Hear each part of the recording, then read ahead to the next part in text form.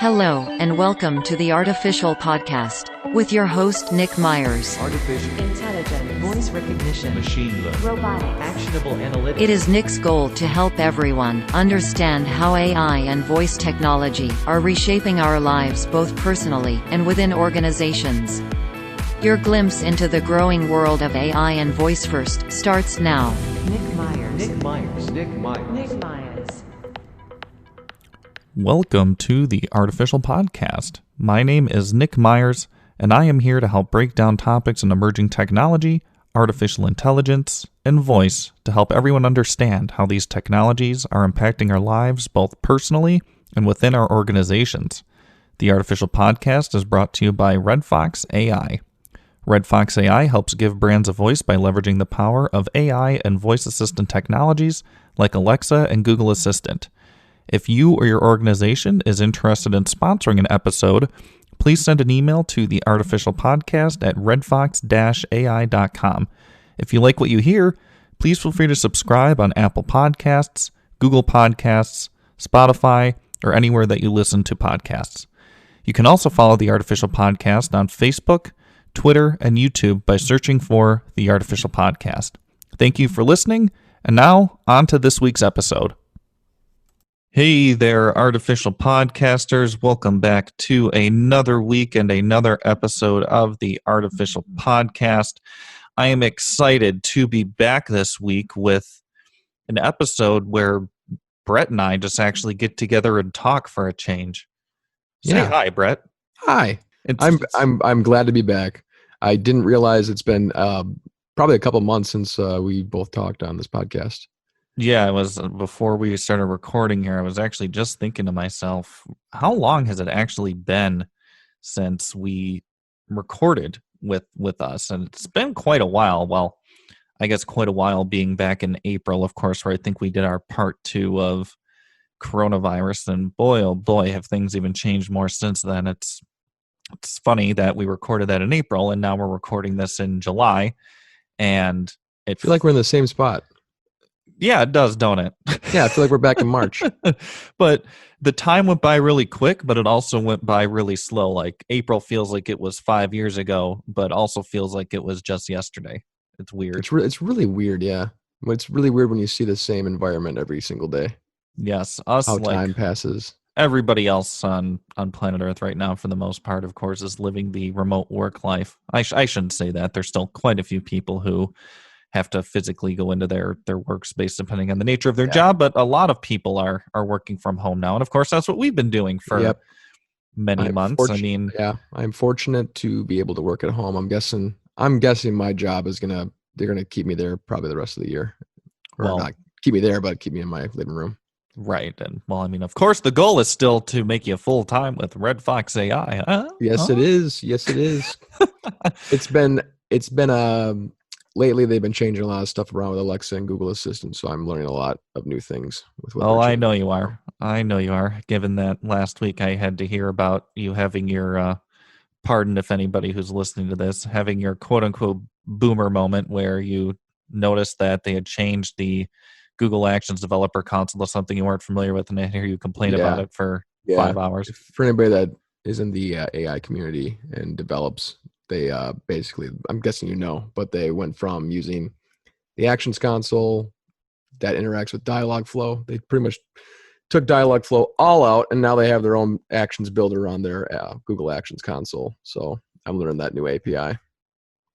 Which that's what you do. Anytime anything nice. Changes, anytime anything changes, you pick it up pretty quick. So which is nice because you can test and deploy all in one spot, just like Alexa now with Google. Yeah. Even so, it's been a busy couple of months for Brett and I since we last did one of these episodes, and we launched a new e-commerce company, or should I say voice commerce company, essentially because we have the option to pay via Alexa and soon Google Assistant, hopefully here. Mm-hmm. Just to try and change things up a bit and keep the business going, given I transitioned into this at the end of February, and the pandemic hit 2 weeks later in March. So just trying to power through, and good timing there, Nick. What? Good timing there. Yeah, good timing, great timing. If you ask me, great. But if you're somebody listening to this, of course, and you're running your own business, or even if you're just working for somebody else, I mean, it's been rough for everybody. So it's definitely one of those we're all in this together mindsets, and we'll get through this. And Yep. We're at all in the least it's same summer sinking right ship. now, and we can be outside a bit more. Yeah, that is nice.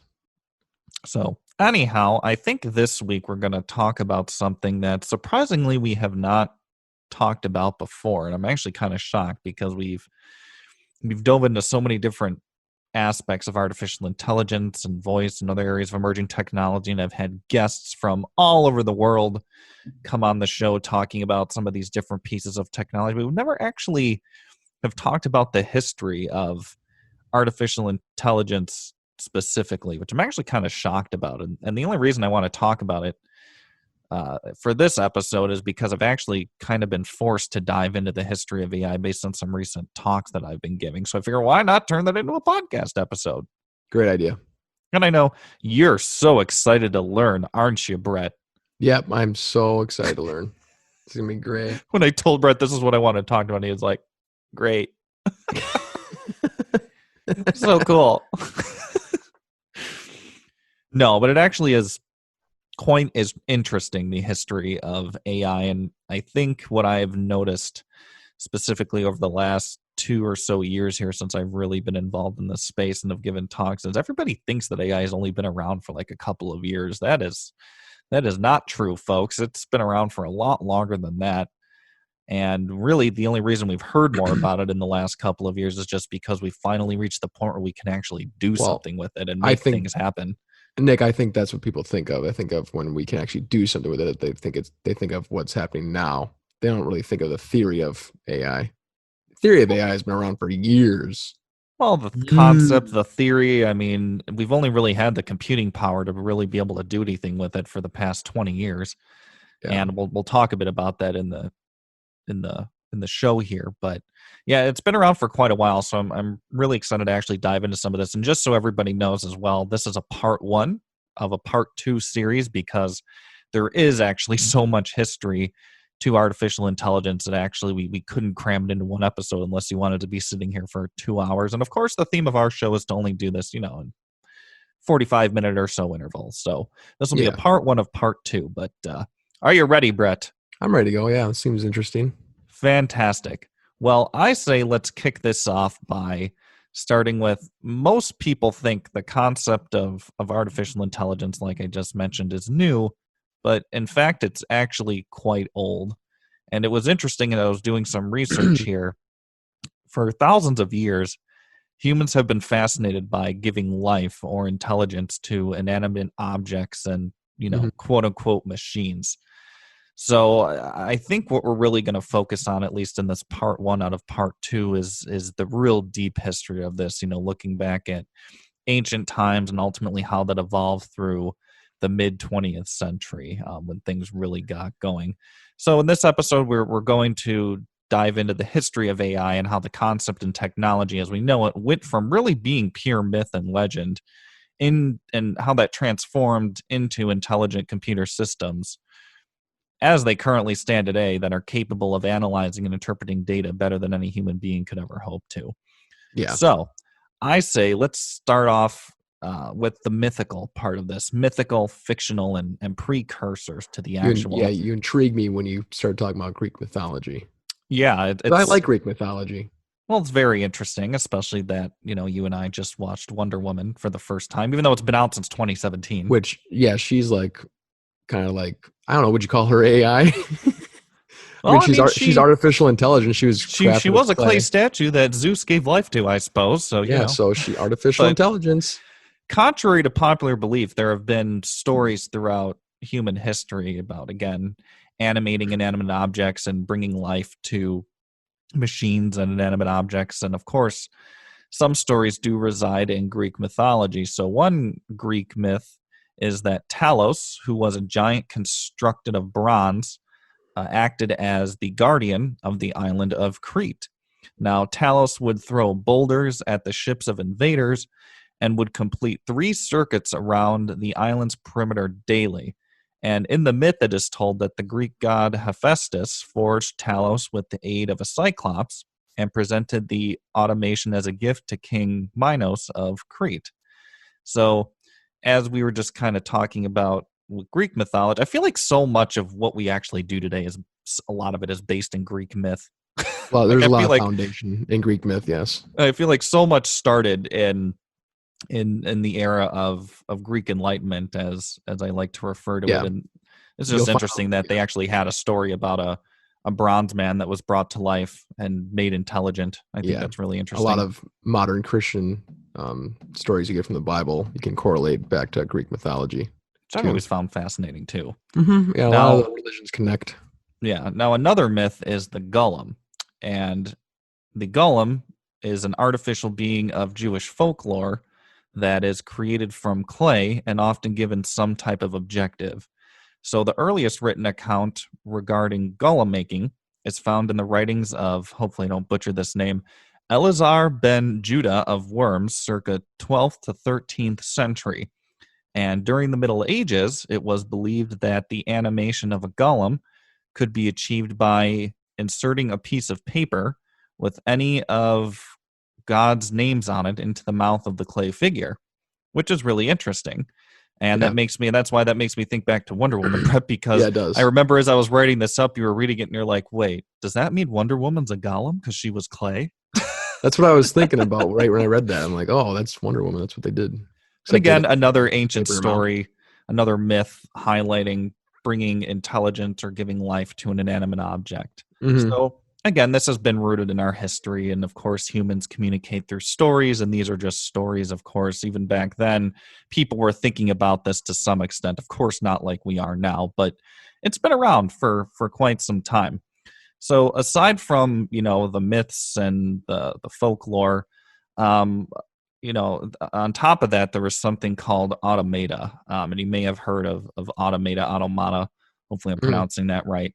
Now, automata were realistic human automatrons that were built by craftsmen from every civilization, including Tanshi, Hero of Alexandria, Al-Jazari, Pierre Jacques Dreux, and Wolfgang von Kempelen were some of the notable craftsmen of automata.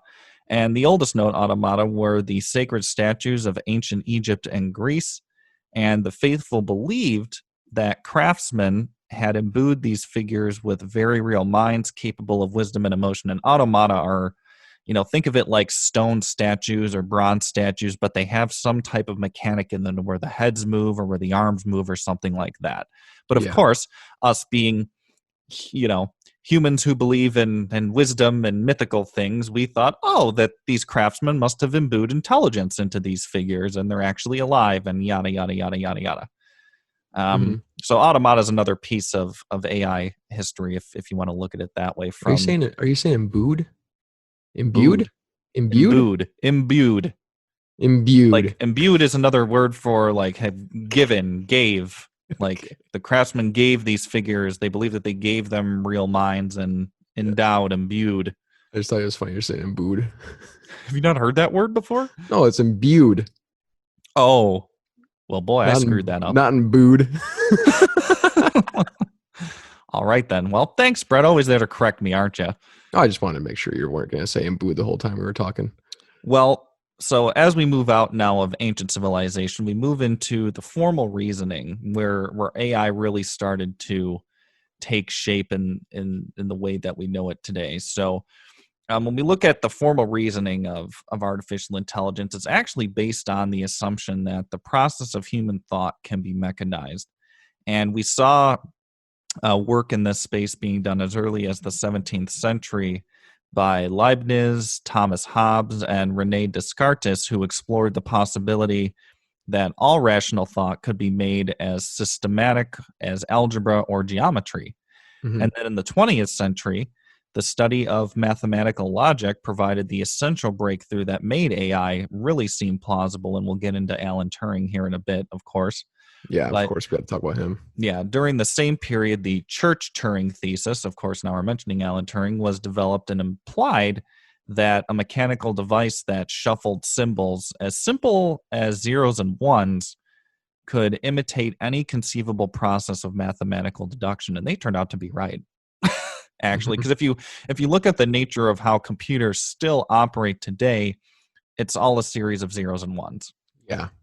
Electrical signals telling, oh, open up that electrical signal in that transistor or close it, and that's it. Yeah. Yep. It's just a string of zeros and ones. Still is just absolutely like it's so neat. I can't believe that we could do this. I cannot comprehend how you take electricity and flow it through, a motherboard and A various chips. CPU And, specifically, CPUs because and that's chips and what's stuff. Yeah, that's doing the all the brain. processing. Exactly. I don't get how you do all that. It's magic. All because you're opening and closing different gates and transistors. Yeah, it's magic, and to think that humans invented this and brought this to light is insane. it really is. Crazy. So the key insight into this was the Turing Machine, which was a simple theoretical construct that captured the essence of abstract symbol manipulation and would ultimately go on to inspire a handful of scientists to begin discussing the possibility of thinking machines. So the Turing Machine, of course, developed by Alan Turing, wasn't actually a machine, but it was more just a theory that essentially said, we can actually use these mathematical and abstract symbols and manipulate them to create intelligence and ultimately create machines that can think on their own. So that's huge, especially around that time when this seemed so just impossible to Mhm. most people, that he was able to rationalize that we can use math to create intelligence. It's absolutely fascinating. This was really fun to research because there's so much history to this. Yeah.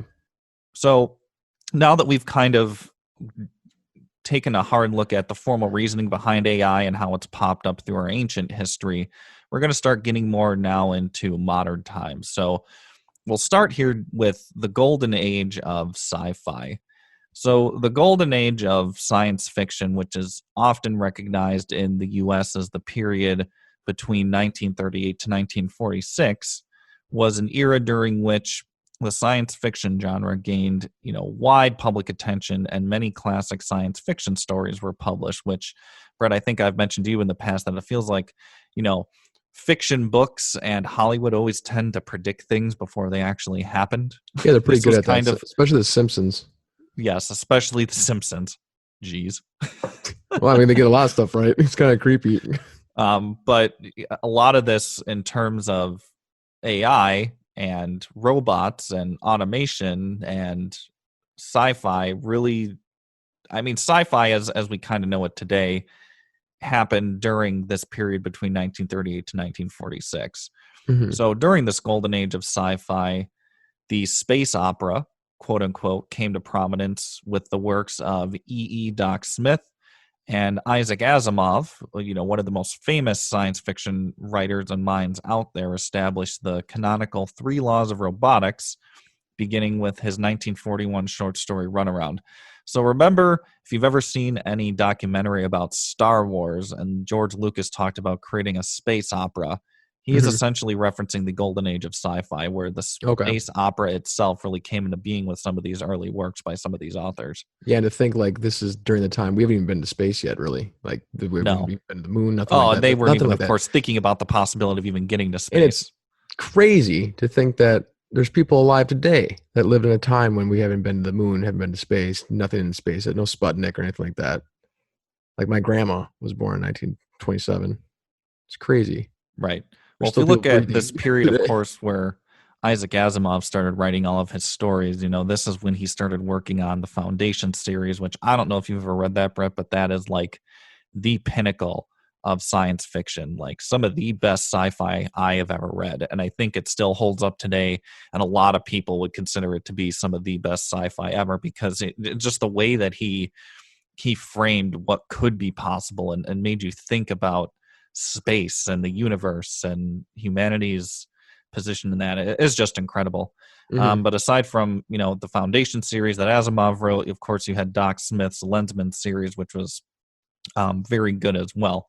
So near the end of the Golden Age, Asimov actually stated that the dropping of the atom bomb in 1945 made science fiction respectable to the general public, which makes a lot of sense because, if you think about everything prior to 1945, how could anyone ever envision that we could actually use nuclear chemistry and science to actually create a weapon that could incinerate, Yeah. an entire city in a matter of milliseconds? And it like makes you wonder what we'll invent in the future. Correct. Like, And I will think we invent that's anything worse than that? right. I think that's what he may be alluding to with that statement is that, Mhm. all right, people were like, if we can make the atom bomb, what else can we do? Yeah. What else can we do? Can we create planet killers? Because we Star Wars? essentially created something that thought was impossible to create. And of Mhm. course, you've heard about who was the guy? Um, his name isn't coming to mind. The guy who was ahead of the Manhattan Project, the scientist. We talking about you're not talking about Albert Einstein, right? Well, he was a part of the Manhattan Project, but the yeah, guy you're- who made that quote that I am death, the destroyer of worlds. Oh, yeah. Who was that? I know who you're talking about now. I can't think of the name either. Yeah. We gotta look this Dang. up because, yeah, I'm gonna look it up for you real quick All right. while Well, you're talking. even so, I think that's what Asimov was alluding to, that now that we had actually made the atomic bomb, people started to accept that if we can do that, well, boy, what can we actually do in the future? So anyhow, I think that's actually a good segue while Brett looks that up. You're talking about J. Robert Oppenheimer. Yes, J. Robert Oppenheimer. That's who it was. Yeah. Oppenheimer said, "I am death, the destroyer of worlds." Hmm. After Good quote. they tested the atom bomb. So yes, that's who I was talking about. But yeah, up until the birth of modern artificial intelligence, which we'll get into in just a bit here, this is essentially the deep history from ancient civilization all the way up until when science fiction really started becoming prominent around the world. So, Hmm. anyhow, I think this is a good segue to take a short break, and we will be right back. Hey, Brett, something that has really been bothering me lately? What's that? Well, ever since the pandemic began, grocery shopping has just become a chore. Sometimes I just need the basics and don't always want to have to run to my local grocery store, putting myself and others at risk of catching this virus. Yeah, I know what you mean. These days I really try to avoid grocery shopping unless I absolutely have to. I just wish there was a way to get the basics I needed delivered right to my door. Well, Brett, I think I may know of a new service that can help us both with this problem. Have you heard about Blue Fox Box? Blue Fox Box. I can't say that I have. Can you tell me a bit more about it? Sure, it's actually really cool. With Blue Fox Box, you can order the basic groceries that you need when you need them, delivered right to your door. The neat thing about Blue Fox Box is that the items in their boxes never change, so you always know what you're getting every single time, which helps save you time from having to pull up a mobile app, individually select each item that you need, and then check out. That sounds pretty cool. Yeah, and even better, you can order your Blue Fox box just by asking for it using Amazon Alexa and soon Google Assistant. Imagine placing an order for the groceries that you need in under 30 seconds and having them delivered to your door in 1 to 3 business days. Okay, that sounds pretty sweet. How can I learn more about placing my first order now? Well, you can learn more and place your first order by heading over to bluefoxbox.com or by saying, Alexa, launch Blue Fox Box using any of your Alexa-enabled devices. Sweet. Alexa, order me a Blue Fox Box. Well, that was quick. All right, we are back, Brettley. Are you ready now to dive into... What a great ad. Those two who were in that ad are just phenomenal actors. Great. Hey, I don't know what this Blue Fox Box company is, but it seems like a cool concept. Yeah, it seems like a cool concept. We're I think I'm partnered gonna buy with them one. now. Maybe you should check it out. I don't know. Seems Yeah. like a good idea. Anyhow, I'm really excited to dive into the second part of the episode here as we get into more of the birth of modern artificial intelligence as we know it today. And of course, what we're about to go through here is really where the work started to be done in establishing the modern day principles of artificial intelligence and setting the stage for what the technology could actually do practically to make intelligent machines. So the birth of modern artificial intelligence really took place between about 1952 to 1956. And it was during this period that the field of AI and AI research, as we know it today, was really founded as an academic discipline. Before then, it was just kind of pseudoscience. It was math. It wasn't really a discipline that you could study academically, but that changed during this period between 1952 to 1956. And one of the most influential actors in AI during this time was a young British polymath that we had already mentioned here by the name of Alan Turing. And Turing was one of the first modern day AI researchers who explored the mathematical possibility of artificial intelligence. And Turing suggested that humans use available information as well as reasoning in order to solve problems and make decisions. So if we can do that, why can't machines do the same thing? Was the question he posed. And this was the logical framework of his 1950 paper, very famous paper, titled Computing Machinery and Intelligence, in which he discussed how to build intelligent machines and test their intelligence, of course, which is the now famous Turing test that those in the artificial intelligence and technology space tend to reference. Yep. And of course, this was displayed in one of my favorite movies, Ex Machina, which if you have not seen that yet, go see it now. That movie was crazy.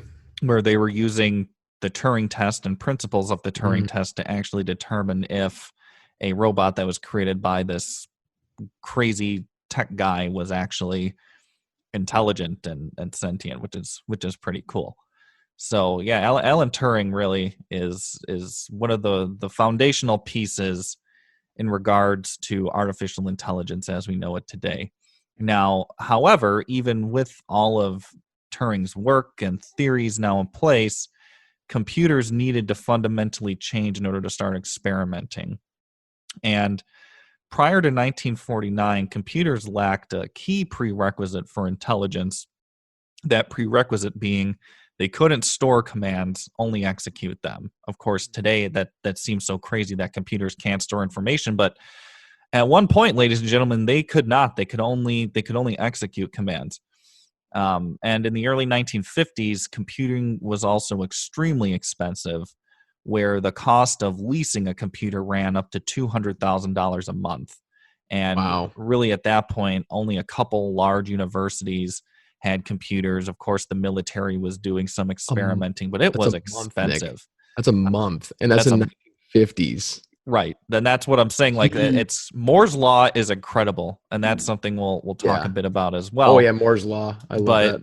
Man, was Gordon Moore right on the money saying that, you know, starting in 1965, every year or two, the number of transistors in a microprocessor would double, making the ability for computers to operate more efficiently and cheaper actually come true, and it did, because $200,000 a month. I mean, we look at how much we buy in an iPhone or an Android phone, and when you look at the cost in comparison to the actual computing power you get, and then you look at the 1950s, my gosh.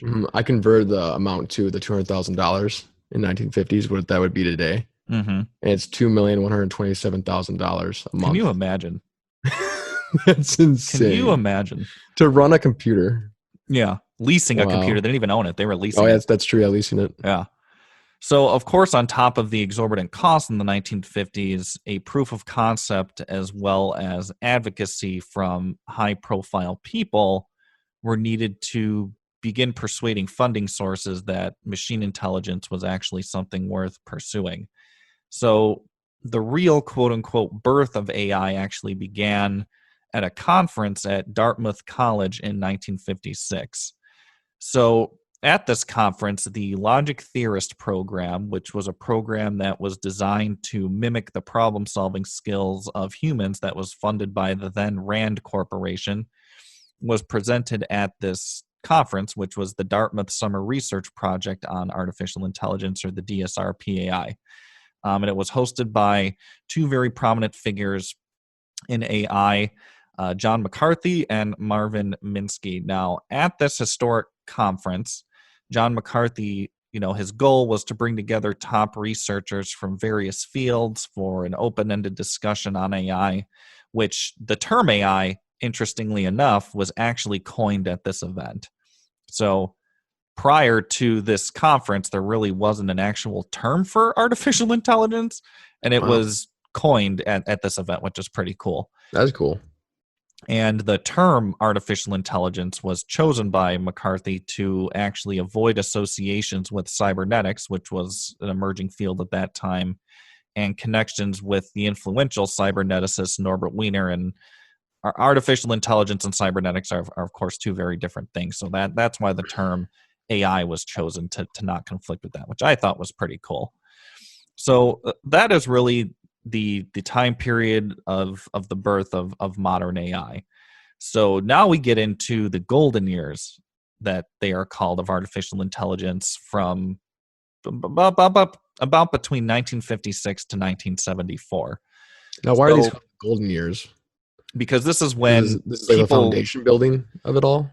Well, it's when a lot of research took place, a lot of programs were developed, and different things were actually done to move the industry forward, comparable to other periods. What was that, Brett? Yeah. To pave the way to what we have nowadays. Right. Basically. Yes. All right. Okay. And if you think about it, 1956 to 1974, that's actually a pretty large period of time. It's about 15 years.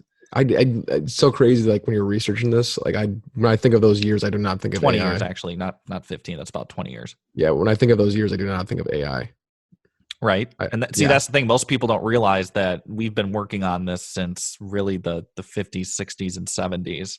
And I'll explain why it, even though we were working on it back then, why, we couldn't do what we could do today. And there's reasons for that. Yeah. It's crazy to see like 60 years ago, like the exponential growth of it all.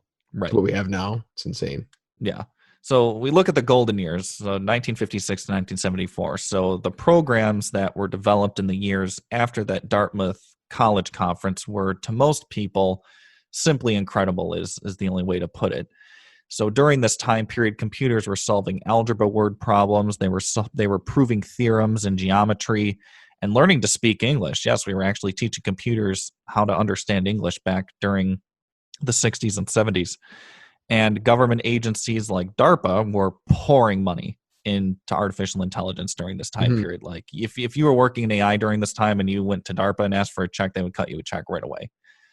So many of the successful programs of the AI golden age included, and we'll dive into these individually, but a couple of them are reasoning as search, natural language, micro worlds, robotics, and of course there was a lot of optimism that occurred during this period as well. So let's take a look at each one of these individually. So reasoning as search, what is that? What is this that came out of the golden years?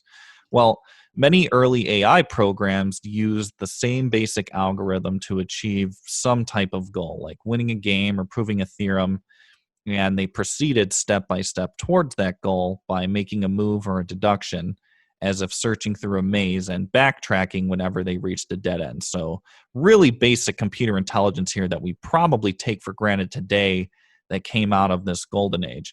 And this paradigm was called reasoning as search. So the principal difficulty with this was that for many problems, the number of possible paths through the quote-unquote maze was simply astronomical. Which is a situation known as combinatorial explosion. Look that up on your own time. I don't need to go into that, but that's also pretty fascinating.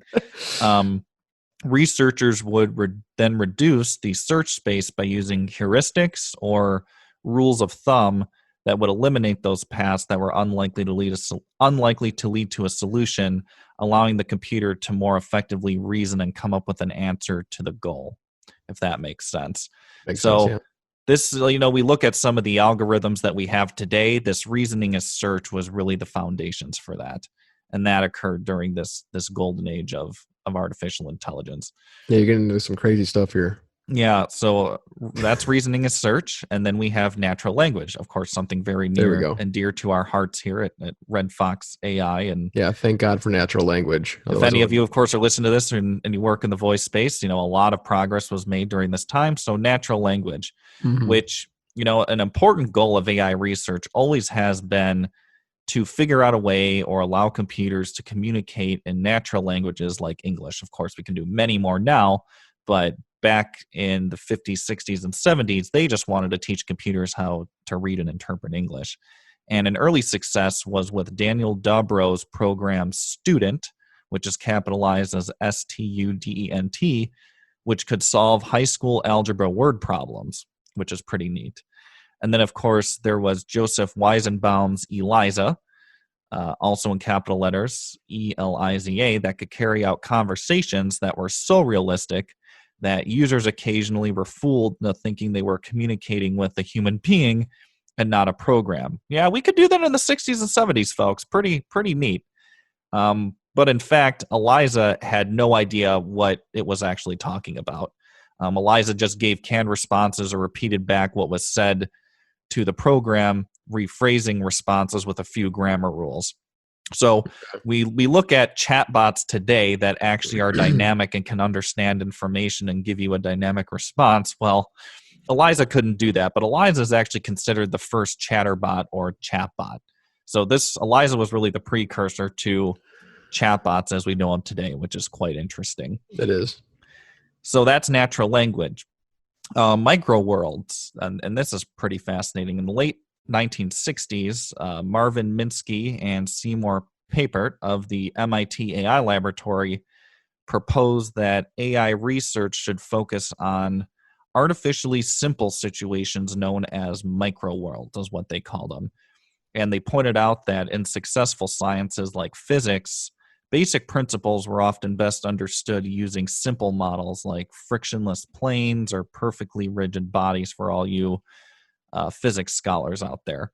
But much of this research actually focused on what they call a blocks world, which consists of colored blocks of various shapes and sizes arrayed on a flat surface.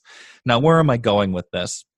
Well, this actually was the paradigm that led to innovative work in machine vision. So computers actually being able to identify objects in the real world and tell us what they are.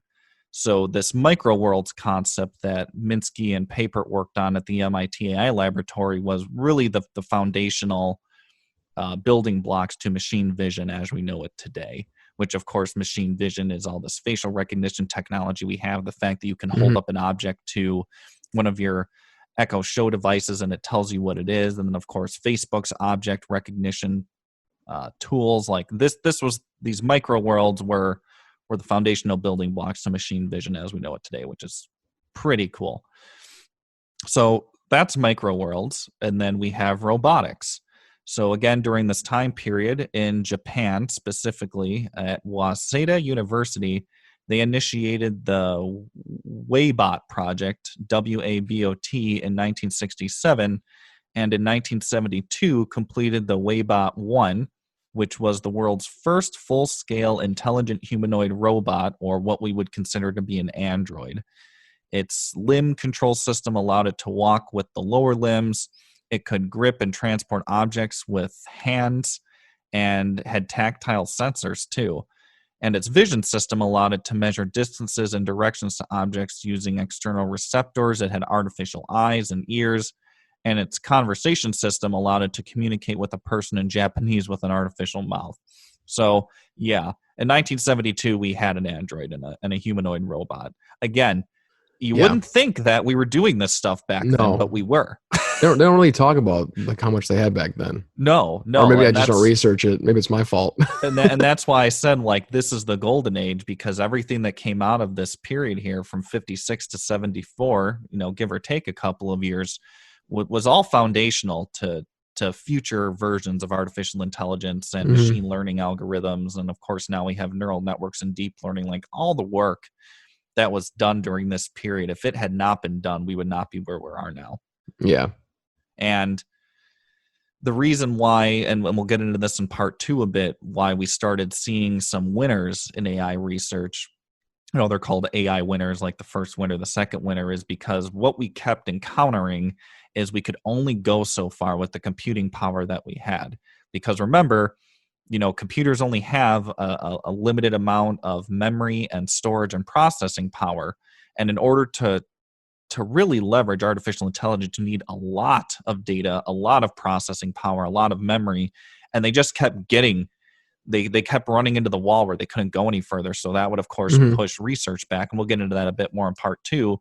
but that's why you could only go so far. And that's even how it is today. We can only go so far with the computing technology available to us, albeit we have a lot more available to us today than we did back during 56 to 74, but we still are constrained by the current computing power available to us in regards to actually experimenting and developing with artificial intelligence. I'm just surprised our research can keep up with the growth of it all. Right. Wait until the growth of it surpasses our research and our knowledge of it. Well, I'm still committed that this decade is going to be the foundational year that history is going, not foundational year, the foundational decade that history is going to look back upon, where real AI actually came into the picture here and started solving real problems beyond just basic things. And it's actually going to become practical and applicable and cheaper than it is now. I would agree with you there. But it's funny, so we have all these different developments that took place during the Golden Age. There was a lot of optimism. Like, you had a lot of very, very smart people working in AI research who were saying that, we're going to have AI within 5 years, and in a matter of 10 years, we're going to have machines that can think like humans, yada, yada, yada. So I decided to pull two different statements here. So in 1958, H.A. Simon and Alan Newell stated that within 10 years, a digital computer will be the world's chess champion. And within 10 years, a digital computer will discover and prove an important new mathematical theorem. Well, in 10 years, a computer was not a chess champion. And in 10 years, I actually do not know if they had a computer prove a theorem, but they were actually doing that during the Golden Age, so that probably happened. But the chess champion didn't actually occur until 1997 with IBM's Deep Blue that beat Garry Kasparov. So they were a bit optimistic. And in 1970, Marvin Minsky himself stated in Life magazine that from 3 to 8 years, we will have a machine with the general intelligence of an average human being. That was in 1970. Well, folks, we are in 2020, and we're not there yet. I think we might be. What'd you say? I think we might be. I mean, average human being. Yeah, maybe. Okay. Funny. Good point. But in respect to what he's saying here, where you have a machine that's capable of general human intelligence, we do not have that yet. Like, as I talk about in the talks that I give, we can train AI models to do a very specific thing, but the generalized intelligence that human beings have and our ability to learn in the nature that we do does not yet exist in machines. So he was a bit optimistic. Yeah, just a tad. He's a little early on that one, 1970. But it depends on who you talk to, right? Like Ray Kurzweil, one of the most influential figures in artificial intelligence, he thinks in like 2030, 2040, we're going to have ultra-intelligent machines that surpass human intellect and are as intelligent as we are. I mean, Ray, he could be right, but he could be. We have no idea. We also had somebody in 1970 say the same thing. Yeah, but he said 8 years, not 20 years. He said from 3 to 8 years. 3 to 8 years, and this guy, Ray Kurzweil's saying 20 years. Right. But again, they kept getting limited by the amount of computing power that was available to them. And that's continued to be the case because, we max out what we can do and how far we can push the current research and development in AI based on what we have available, and then we have to wait for technology to catch up again or get more advanced. That's why I can't wait for the technology to surpass the research and progression of it. And I think it's happening because look at everything that's just been developed even in the last 10, 20 years. I mean, the internet, of course, back then I'm sure there were some maybe some really early experiments happening with the internet, but they could not have predicted that the internet would be, what the internet actually was, let alone the impact that it would have on technology as we know it. Mm-hmm. So, yeah, very interesting stuff. So this was part 1. I'm really excited to be able to do part 2. Hopefully we'll be able to get that in the next couple of weeks. I know it's a goal of Brett and I to start doing more of our fun episodes here. Try to do more like often. once a month. Change it up a bit. And the interviews are great. I love interviewing people. And again, if you know somebody that you think would be a great fit for the podcast, send them my way. But I like doing these too. Yep, I agree. So, anyhow, Brett, what'd you think of all that? That's a lot. That's a lot that you researched and learned. One of these episodes, I'm gonna I'll do one of my own. Yeah, you see, Brett's of the mind where sometimes I'm like, Brett, you need to help me put together the episode notes. And he's like, why? I'm like, because so you know how to talk and you're familiar with the content, so we can, have a great discussion during the episode. And then all it is us sitting on Discord and me typing away, and I get it done in half an hour. But it's like, why do I need to be here? Like you do this stuff really quick. Well, because I like learning about it. So to me, it's not that hard to learn about it, then turn it into episode notes. Like this whole 45-minute episode, I'm not sure how long we've been talking, or you've been talking, rather. You wrote this up in like half an hour. Oh no, this one took me maybe about an hour to put together. Okay, well, my bad. It's like what, 4 pages here? Yeah, this is actually pretty long for episode notes. We went through it pretty quick though. Yeah. So, but anyhow, you did stuff really quick. That's History of AI, Part 1. Hope you enjoyed. Yeah. Anything else you'd like to add, Brett? Nope. We'll continue to Part 2. So. All right. Well, as I always say, thank you so much for listening to the Artificial Podcast. Brett and I have a great time putting this together each and every week. We have some really exciting guest interviews coming up for the month of July, so stay tuned for that. And of course, as you heard in our intro, we are accepting sponsorship. So you heard a sponsorship from Blue Fox Box. If you're working in artificial intelligence or voice or blockchain or really any emerging technology, and you want to get your name out there and reach out to our audience of people from all over the world, which I still can't believe I'm able to say, feel free to reach out to us, and we'd be happy to have a chat with you. Otherwise, we'll be back with Part 2 in the next couple of weeks, and we'll see you soon. See you soon. Artificial intelligence, voice recognition, Machine learning. robotics. You've been listening to the Artificial Podcast with your host, Nick Myers. To stay up to date with all our latest episodes, you can subscribe on Apple Podcasts, Spotify, Stitcher, and Google Podcasts. To learn more about how your organization can benefit by unlocking the power of AI and voice, visit www.redfox-ai.com. Until next time.